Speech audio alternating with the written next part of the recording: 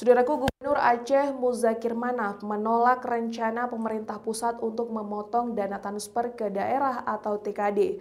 Penegasan ini disampaikan oleh Gubernur Aceh setelah rapat bersama perwakilan gubernur dari beberapa provinsi di Indonesia bersama Menteri Keuangan Purbaya Yudi Sadewa di kantor Kementerian Keuangan pada Selasa 7 Oktober 2025. Berikut informasi selengkapnya. Saudaraku, Gubernur Aceh Muzakir Manaf menolak rencana pemerintah pusat yang akan melakukan pemotongan dana transfer ke daerah atau TKD. Penegasan ini disampaikan setelah menghadiri pertemuan antara Asosiasi Pemerintah Provinsi Seluruh Indonesia atau APPSI dengan Menteri Keuangan Purbaya Yudi Sadewa di kantor Kementerian Keuangan Jakarta pada Selasa 7 Oktober 2025. Pertemuan tersebut membahas kebijakan pemotongan TKD yang direncanakan berlaku untuk seluruh provinsi di Indonesia.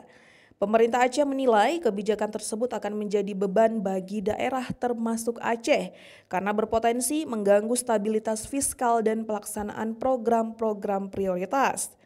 Berdasarkan data yang diterima pemerintah Aceh, alokasi dana transfer ke daerah tahun 2025 mengalami pemangkasan sekitar 25% dibandingkan tahun sebelumnya.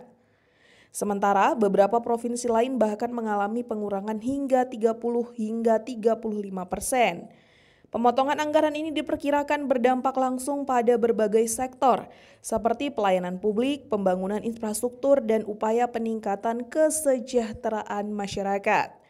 Pemerintah Aceh menilai kebijakan tersebut tidak sejalan dengan semangat pemerataan pembangunan dan penguatan ekonomi daerah sebagaimana diatur dalam Undang-Undang Nomor 23 Tahun 2014 tentang pemerintahan daerah.